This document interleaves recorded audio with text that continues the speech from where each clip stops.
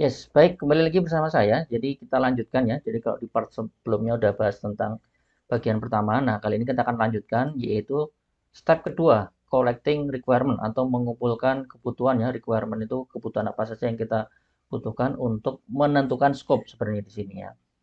Nah, jadi di sini mungkin ada sedikit definisi ya. Apa itu yang namanya requirement? Jadi di sini ada definisi dari PM Books bahwa requirement adalah condition or capability yang kita butuhkan, yang dibutuhkan to be present dalam, yang mungkin akan kita munculkan dalam sebuah produk, service, or result yang memenuhi kontrak atau memenuhi spesifikasi tertentu ya. Jadi mungkin diulang kembali bahwa requirement adalah kondisi atau kapabilitas yang dibutuhkan untuk mempresentasikan atau menghasilkan di dalam sebuah produk, service, atau result yang memenuhi atau menyesuaikan atau sesuai dengan kebutuhan atau kontrak yang sudah ditetapkan dalam spesifikasi tertentu ya. Oke, nah untuk beberapa pekerjaan IT atau project IT ini sangat penting sekali ya untuk membagikan bahwa beberapa tahap requirement development itu ada beberapa tahapan ya. Mungkin ada namanya elicitation, kemudian ada analisis, kemudian ada spesifikasi, dan kemudian adalah validasi ya. Nah, validasi di sini maksudnya bukan validasi di tahap akhir, tapi validasi terhadap requirement-nya sebenarnya. Jadi di dalam tahap ini adalah kita memvalidasi apakah requirement yang sudah kita tentukan atau sudah kita collect ini sudah sesuai atau belum ya. Oke, nah di dalam requirement ini sendiri ini sangat disarankan ya, penting juga adalah ini very important to use iterative approach. Jadi diharapkan untuk mengkolek requirement ini adalah bukan proses yang langsung jadi, enggak ya. Jadi ini adalah proses yang mungkin berulang-ulang atau iteratif atau mungkin ya istilahnya harus di terus menerus ya, terus menerus. Jadi tidak sekali jalan langsung jadi, tapi mungkin nanti contoh misalnya kita udah menentukan requirement terus nanti dibaca lagi, dilihat lagi kok ada yang kurang sesuai lagi ya. Nah, kita kumpulkan lagi atau bagaimana kita berusaha untuk mencari sesuatu yang kurang tersebut sebenarnya ya. Oke.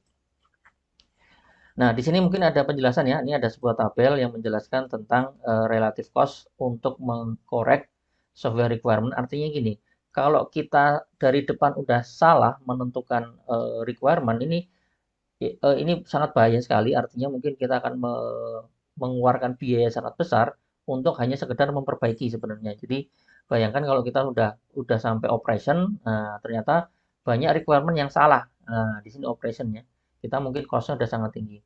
Tapi kalau mungkin di level testing, nah, mungkin masih ada biaya untuk memperbaiki ya sebelum operation ya. Kalau di coding lebih sedikit, di desain lebih sedikit. Nah, makanya nih sangat-sangat penting sekali ketika kita melakukan requirement. Nah, kalau misalnya memang belum cukup, ketika collect ya kita collect lagi, kita kumpulkan lagi. Kalau ada informasi yang kurang, kejar terus. Jangan sampai nanti ini kejadian seperti ini ya.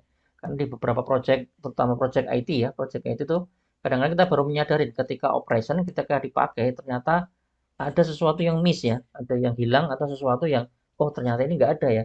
Kenapa ini kemarin di requirement nggak ada nih? Nah, ini salah siapa?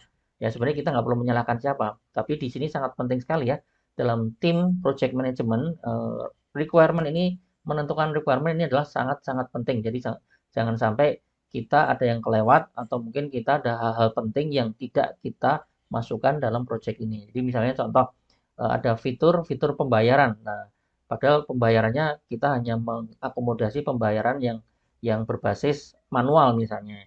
Kita kenapa nggak akomodasi pembayaran yang lain kayak QRIS, kayak transfer dan sebagainya. Nah, itu contoh sederhana ya, contoh sederhana requirement tersebut terlewat. Padahal itu requirement penting ya sebenarnya. Nah, ini jangan sampai ketika nanti kita mengembangkan atau kita mendefinisikan requirement ada yang terlewat ya.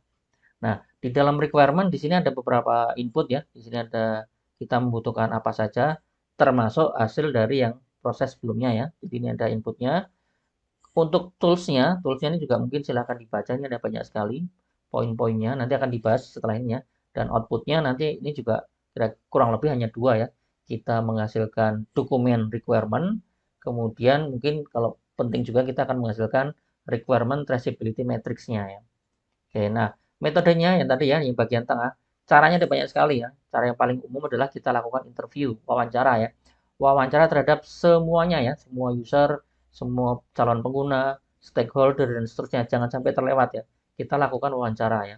Oke, nah cara yang lain misalnya kita lakukan focus group ya. Focus group itu mungkin mirip wawancara tapi wawancaranya bareng-bareng ya. Jadi bareng-bareng kita kumpulkan supaya nanti brainstorming. Jadi mungkin ada orang yang menyampaikan ide, ternyata ditambahkan ide sama orang yang lain lagi. Jadi nanti akan saling mengumpulkan informasi. Jadi nanti terkolek dengan sangat bagus ya. Oke. Kemudian cara-cara yang lain bisa menggunakan grup creativity atau mungkin yang lebih sederhana lagi menggunakan kuesioner, survei dengan cara bertanya. Mungkin karena kita kesulitan kolek ya mungkin boleh ya kita lakukan kuesioner, melakukan survei dan seterusnya. Bahkan kalau misalnya ini canggih lagi kita lakukan observasi. Jadi kita kunjungi langsung ke tempat, kita lakukan observasi, kita melihat sendiri misalnya kalau kita ingin bikin aplikasi untuk sebuah pabrik ya kita kunjungi pabriknya, kita lihat dari depan sampai akhir kita lihat satu persatu ya.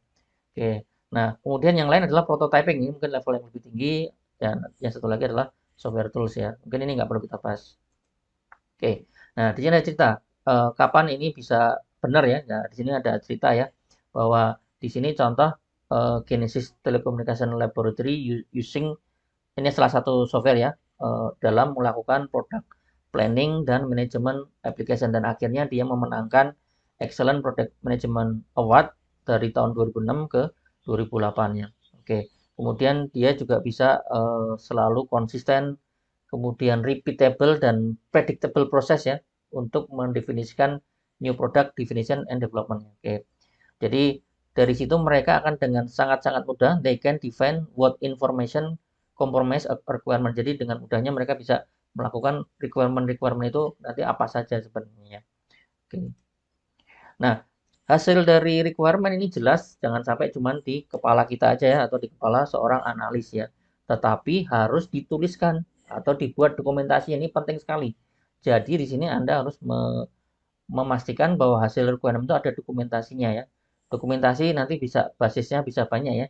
Bisa ada tulisan, teks, ada gambar, bahkan kalau dirasa perlu kita buat diagram, bahkan kalau misalnya tadi hasil observasi nanti juga ada videonya dan seterusnya ya. Oke, nah kemudian di sini di dalam requirement management plans nanti kita juga harus bisa lihat bagaimana project tadi dianalisis, didokumentasi dengan baik ya. Oke, nah yang terakhir adalah kita bangun requirement traceability matrix atau RTM ya. Jadi ini adalah sebuah tabel yang merupakan list requirement. Jadi list itu daftar ya, ada apa saja 1, 2, 3, 4. Kemudian ada beberapa atribut dari setiap requirement, atributnya apa saja, kemudian statusnya seperti apa ya, untuk menjamin bahwa requirement sudah dikerjakan dengan baik ya. Nah, ini contohnya ya. Oke, contoh dokumen sampel requirement traceability matrix ya. Nah, ini contoh yang nomor 32 ya, requirement nomor 32. Ini name-nya laptop memory, kategori hardware, source-nya ini dari sini sumber informasinya project charter dan corporate laptop specification ya. Statusnya gimana dijelasin ya? Sudah komplit. Misalnya nanti kalau memang belum komplit ya ada informasi yang kurang perlu digali lagi ya. Nanti dituliskan statusnya apa ya. Jadi misal contoh nih status komplit, bahkan di sini sudah jelaskan laptop yang dipesan harus memenuhi 4 GB memori misalnya ini contoh ya. Contoh dokumen tabel requirement traceability matrix yang gunanya untuk tracing ya bahwa requirement ini statusnya dari mana dan udah sumbernya dapat dari mana ya. Sumber informasi ini kita ambil dari mana? Apakah wawancara, apakah data dari pimpinan dan seterusnya ya. Oke. Baik, jadi ini cukup ya untuk part ini. Terima kasih sudah melihat, sudah menonton videonya. Nanti di next part akan kita bahas step selanjutnya itu step bagaimana mendefinisikan sebuah scope ya atau ruang lingkup ya. Terima kasih. Kita coba di part selanjutnya.